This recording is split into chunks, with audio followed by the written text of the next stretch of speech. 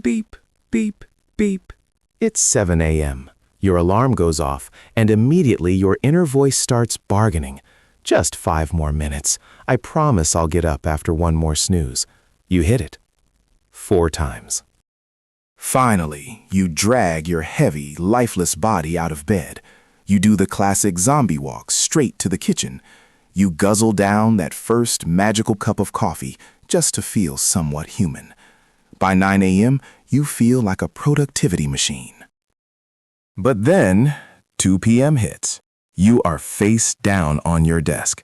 You're staring at your computer screen, reading the same sentence 5 times, completely dead to the world. You wonder, why is everyone else still working while I feel like I need a 3-hour nap? Welcome to Boxley Unboxes. Today, we're breaking down the caffeine trap. You probably think you're just lazy and need coffee to survive. But what if your morning routine is the exact reason you're crashing in the afternoon?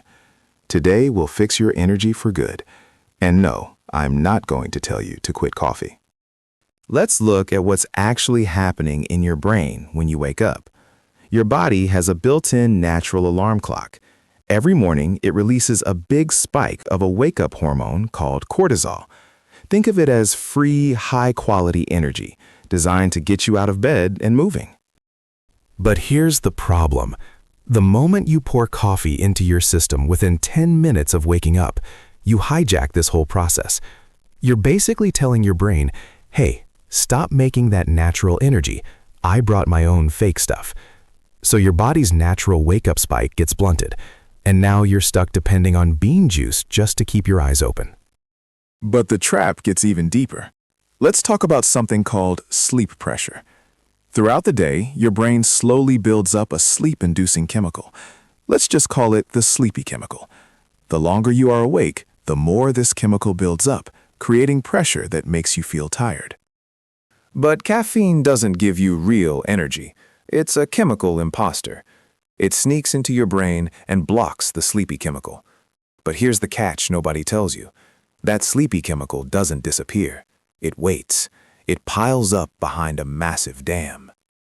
So when that morning coffee finally wears off around 2 p.m., bam, the dam breaks. All of that delayed sleepy chemical floods your brain at the exact same time. That is your 2 p.m. crash. You didn't gain any energy. You just borrowed it from the afternoon with a terrible interest rate. So what do you do when the 2 p.m. crash hits? You do what any desperate person would do. You try to fight it. You reach for another massive iced latte. You tell yourself, just one more cup to push through. And now you've created a monster. You enter a state called tired and wired. Your brain is exhausted and begging for rest, but your body is buzzing with caffeine.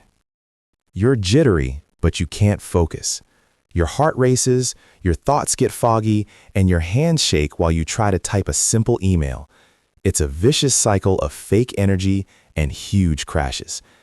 If you're vibrating through your chair right now, drop a comment below and stick around because the fix is surprisingly simple. We aren't quitting coffee.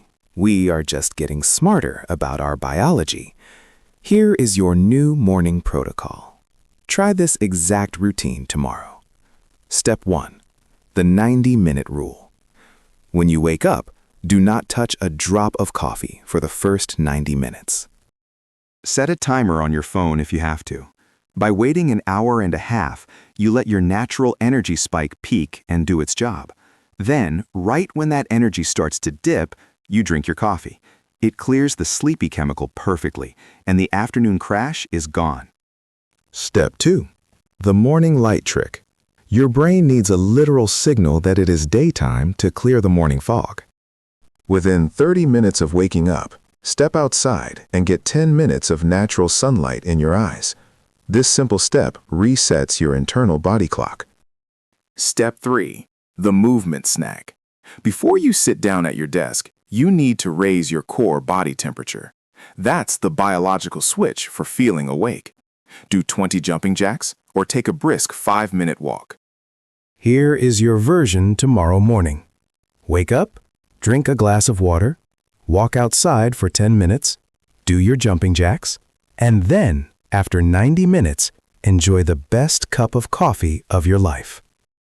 It's not about giving up the things you love. It's about working with your biology instead of fighting it. You control the caffeine now. It doesn't control you. Try the 90-minute rule tomorrow and let me know how it feels. If this helped you out, hit subscribe, and I'll see you in the next one.